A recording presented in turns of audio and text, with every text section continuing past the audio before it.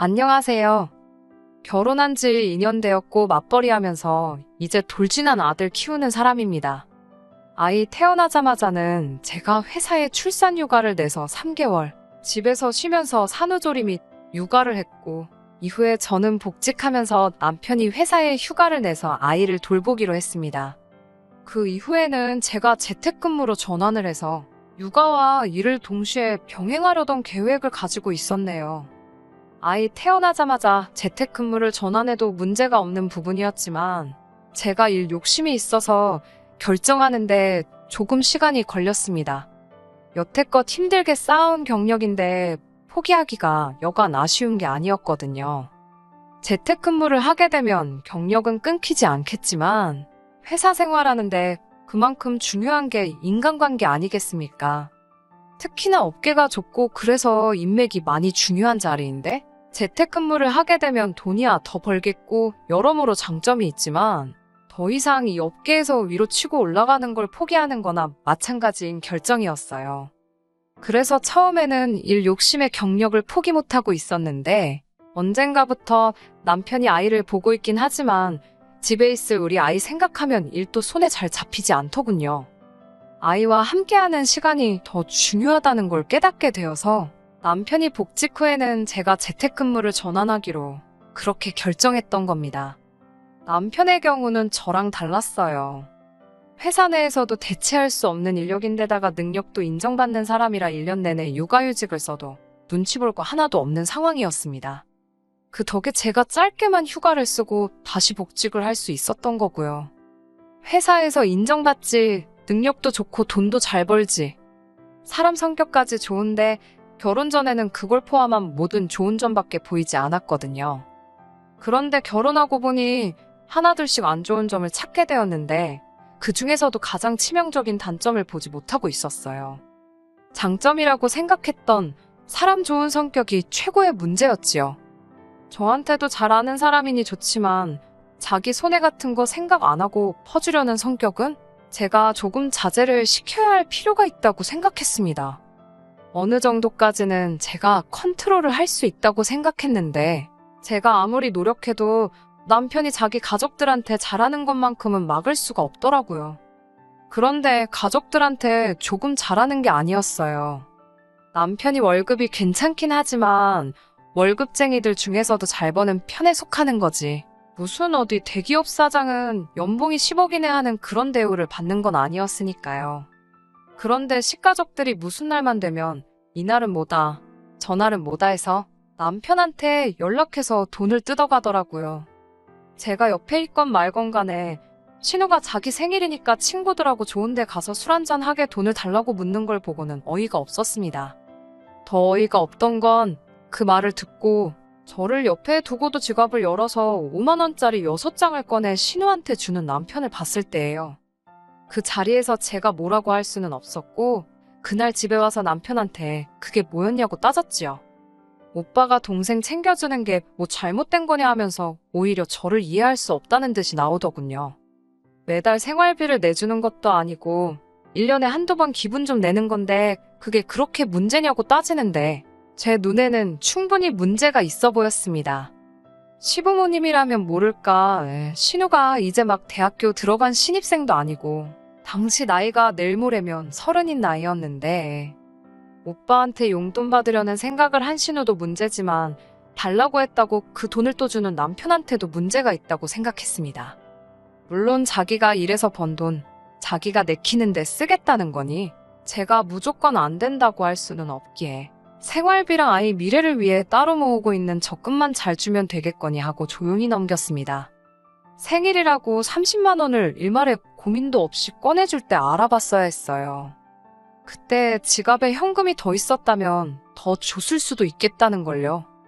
생일에 기분 내라고 30만 원을 척척 꺼내주는 것보다 더 큰 일이 얼마 지나지 않아 일어나고 말았거든요. 지난 설이 지나고 나서 제 출산일이 임박해서 회사에는 계획한 대로 휴직 신청을 하게 되었습니다. 예정일에서 얼마 차이 나지 않게 아이가 태어나게 되었고, 조리원에서 2주 보내고 집으로 돌아왔어요.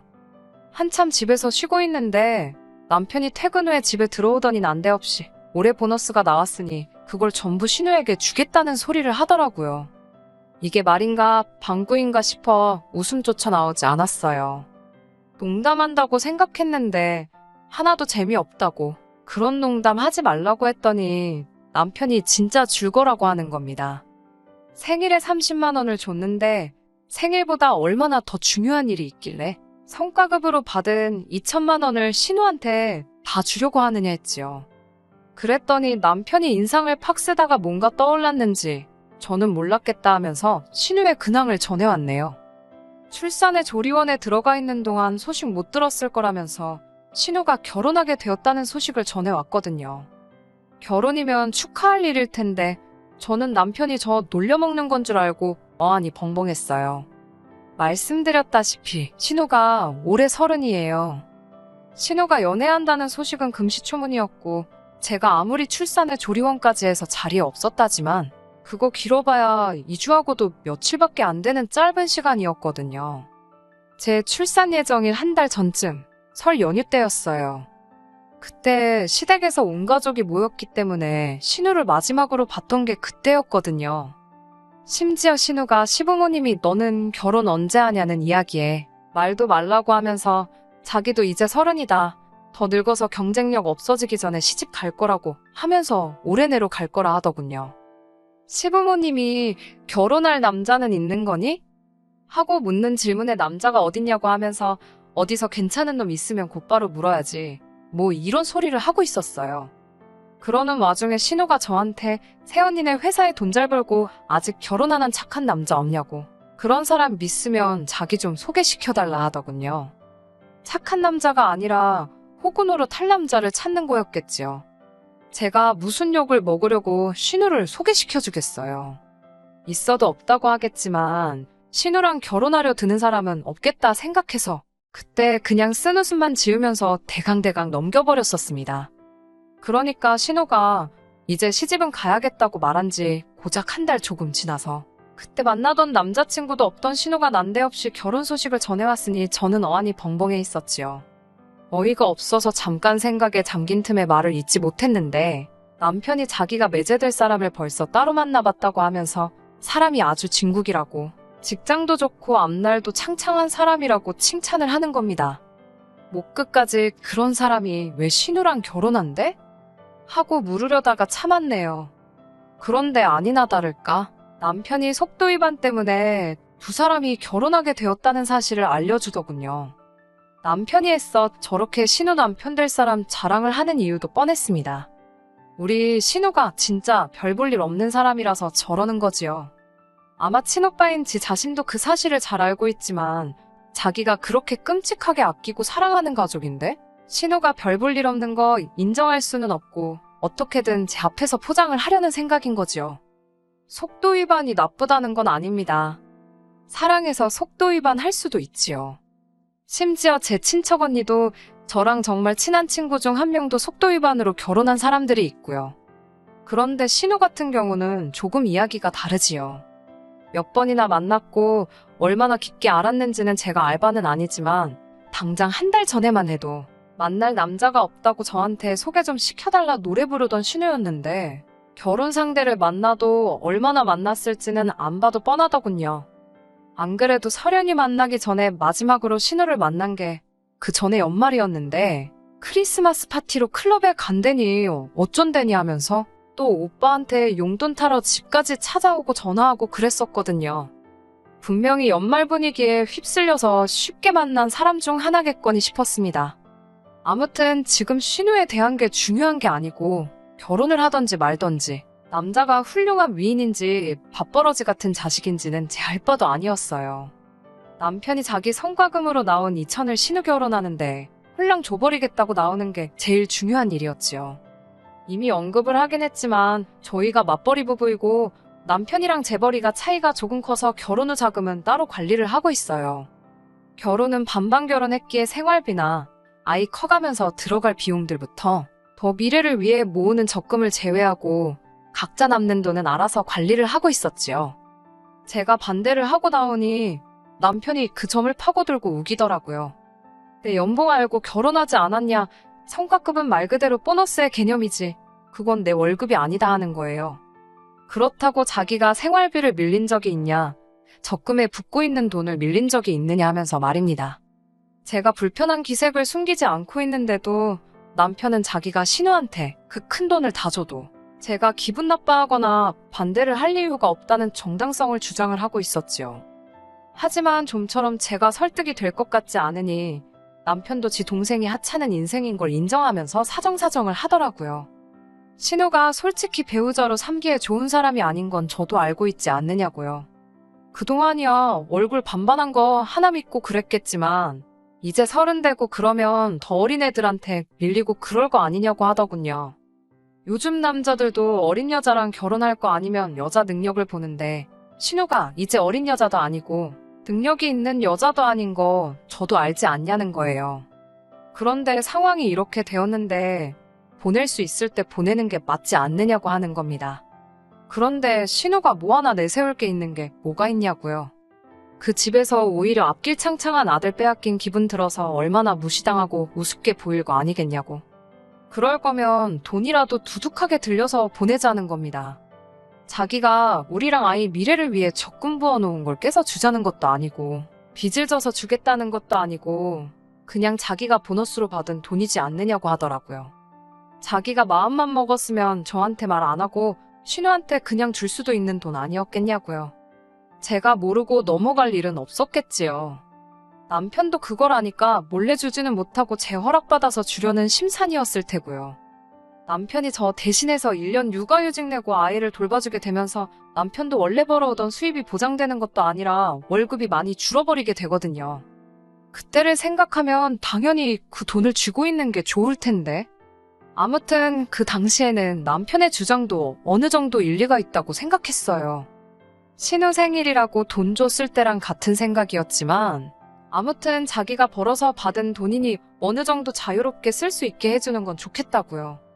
물론 액수가 액수다 보니 남편에게는 육아휴직 기간 1년 동안 들어오는 돈이 상한이 있기에 그동안은 생활비며 적금에 들어가야 할 돈을 면제해주려고 했는데 그 돈은 다 받아내기로 했습니다. 그러면 자기가 용돈으로 쓸 만큼의 액수도 남지 않았을 텐데도 가족을 위해서 기꺼이 그러겠다 나오더라고요. 저도 이러나 저러나 매번 남편한테 용돈 필요하다고 와서 돈 뜯어가던 30살 신우를 치워버리는 거니 나쁘지 않은 상황이라 생각했어요. 그래서 반발짝만 물러나주고 신우 앞날을 축하해줬네요. 그 뒤로는 솔직히 나쁠 거 하나 없었어요. 남편이 저를 위해서 육아도 대신 해주고 있었고요. 처음에는 저도 경력을 잃게 된다는 사실이 참 안타깝고 싫었는데 하루가 다르게 자라는 아이를 보니 경력이 무조건 중요한 것만은 아니라는 생각이 들더군요. 그리고 앞서 말씀드린 것처럼 회사에서 치고 올라가는 게 무조건 중요한 게 아니라는 생각이 들어 그 욕심을 버리고 아이를 위한 엄마가 되어주기로 결심을 했지요. 그렇게 남편이 복직하는 시기에 맞춰서 다 내려놓고 재택근무를 시작하게 되었습니다. 남편도 남편 나름대로 엄청 출근을 하고 싶었나 봅니다. 그래도 그나마 고마웠던 게 있었다면 남편이 돈에 있어서는 저한테 거짓말은 안 했었다는 거예요.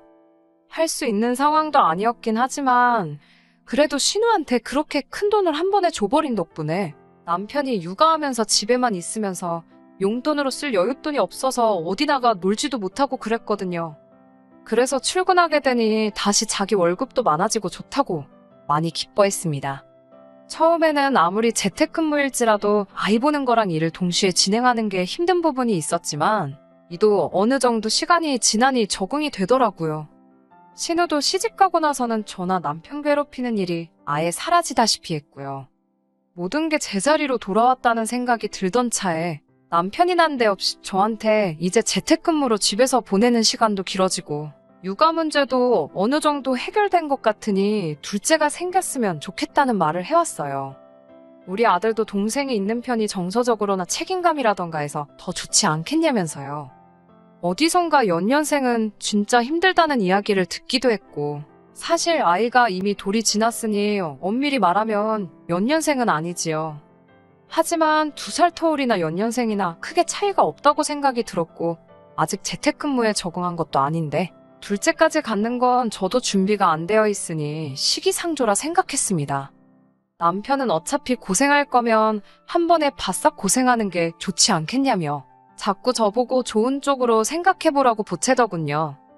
여전히 내키지는 않았지만 남편의 끝없는 설득도 있었고 혼자 크는 것보다 둘이서 크는 게 정서적으로도 좋다는 말을 듣게 되어서 결국엔 자녀 계획에 있어서 구체적으로 계획을 한번 세워보기로 했습니다. 앞으로 자라면서 들어갈 교육비라든지 그런 거 생각하면 저희 적금도 늘려야 하고 저희 신혼집도 방이 2개짜리였는데 방 3개에 화장실도 2개가 있는 집으로 이사를 가야 하겠고 이런 부분들 말이에요. 나름대로 계산하고 공부해가며 계획을 세우고 있는데 둘째를 갖자던 남편은 말하던 것과는 다르게 적극적이지가 않았습니다. 답답해진 제가 남편한테 무슨 다른 생각이 있는 거냐고 진지하게 이야기를 했지요. 남편이 진지한 표정으로 둘째에 대한 확신이 있느냐고 몇 번을 묻길래 생각해보니 나쁜 점만은 있는 게 아닌 것 같아 보인다고 대충 이해가 가도록 대답을 해줬습니다. 남편은 뜰 듯이 기뻐했었는데 정작 그날에도 별일은 없고 다음날 가볼 곳이 있다고 해서 일찍 잠에 들더라고요. 뭐 저런 싱거운 사람이 다 있나 싶었는데 그게 아니었네요. 아직도 그때를 생각하니 열불이 납니다. 볼 일이 있다 해서 아침 대바람부터 식사도 안 하고 나간 남편이 해가 지기 전에 집에 들어오더라고요. 빈손으로 온 게 아니라 어디서 외내를 데리고 와서는 말입니다. 자세히 보니까 얼마 전에 태어난 신혼의 아이였어요. 그때까지도 솔직히 저는 볼 일이 있다던 사람이 신혼애에는 왜 데리고 왔지? 하는 생각이었지 남편이 말하던 그게 이거라고는 생각도 못하고 있었습니다. 남편이 싱글벙글 입이 귀에 걸려서는 얘가 오늘부터 우리 둘째라고 하는 겁니다. 무슨 재미없는 농담을 그렇게 하나 싶었는데 남편이 진심처럼 보이더군요.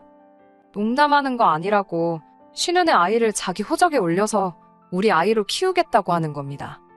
그때부터는 머리가 새하얗게 되어 있어서 부분 기억이 안 나는 것도 있어요. 제가 남편한테 제정신이냐고 미친 소리 하지 말라고 소리를 고래고래 질렀습니다. 그런데 남편이 뻔뻔하게 둘째를 갖자고 결정한 건 저 자신 아니냐고 하면서 벌써 이렇게 하기로 다 정해졌는데 이제 와서 말을 바꾸냐는 겁니다. 둘째를 갖자던 게 신혼의 아이를 데려와서 키우자는 소리일 거라고 세상 어느 누가 그걸 그렇게 받아들이겠어요? 진짜 제발 미친 소리 좀 하지 말라고 사정을 했네요. 이게 농담이면 지금도 충분히 저한테 한 방 먹였다고 제발 농담이라고 좀 해달라고 나중엔 제가 부탁까지 했어요. 남편은 농담도 아니고 진심으로 이 아이를 우리 자식처럼 잘 키워볼 생각이라고 하더군요. 제가 일욕심을 버리고 재택근무를 한 것도 모성애가 생겨서 그런 거 아니겠냐는 소리를 하면서요. 저한테 뭐하러 배부르고 예민하고 그런 시기를 거쳐서 둘째를 또 가질 생각을 하냐면서 그냥 이 아이를 우리 자식처럼 키우는 게 어떠냐고 되도 않는 설득을 자꾸 하더라고요.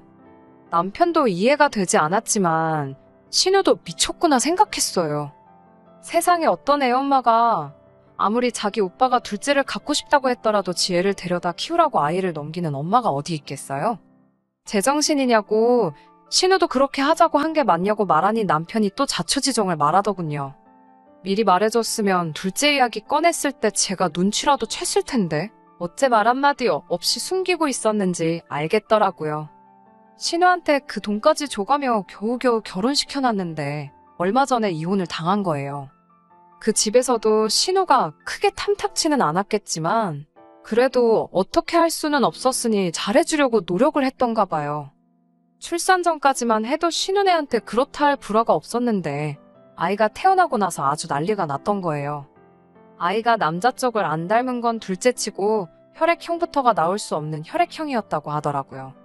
당연히 그 이후에 친자검사가 진행되었고 안 봐도 비디오처럼 남자는 진짜 애아빠가 아니었다고 하더군요. 그래서 신우는 내쫓기듯 그 집에서 시댁으로 돌아가게 되었고 애아빠는 신우가 그 당시 연말 축제 분위기에 하도 수많은 남자들을 만나서 누군지 짐작도 안 가는 상황이라고 하는 겁니다. 그쪽 집에서도 신우를 100% 믿었던 건 아닌지 혼인신고도 안 했었고 뭐 그랬다 하더라고요. 덕에 신우는 애만 없으면 새 출발을 할 수 있는 거나 마찬가지인 상황이라고 하는데 우리가 어차피 돌진하는 아이를 키우고 있잖아요. 거기에 제가 재택근무하면서 집에서 육아를 하기로 했으니 그 애를 우리가 데려다 키우면 되겠다고 혼자 결정을 내렸다는 거죠.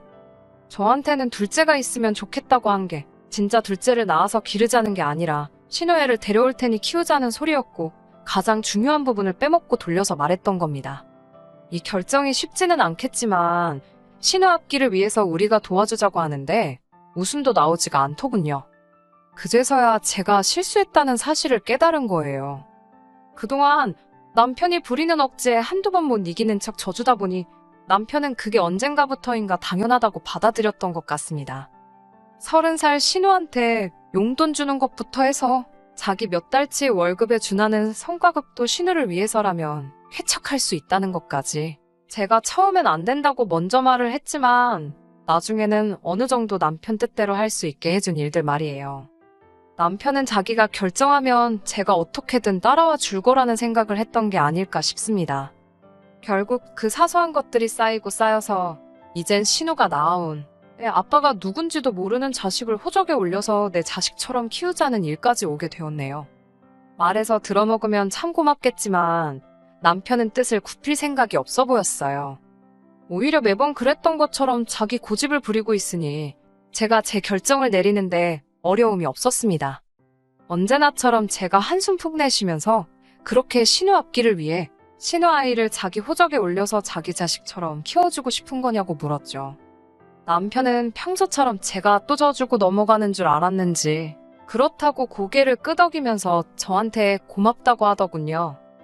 고마워할 필요 없다고, 당신이 원하는 당신 삶인데 하고 싶은 대로 하게 해줘야 하지 않겠느냐고 했지요.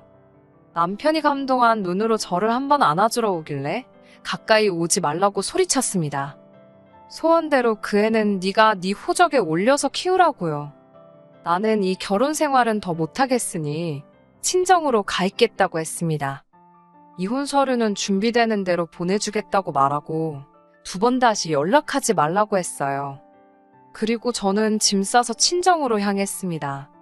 이혼 서류 준비되고 집에서 두고 나온 게 있어서 저희 집에 다녀와야 했는데 집에 가보니 남편만 혼자 있고 애는 없더라고요.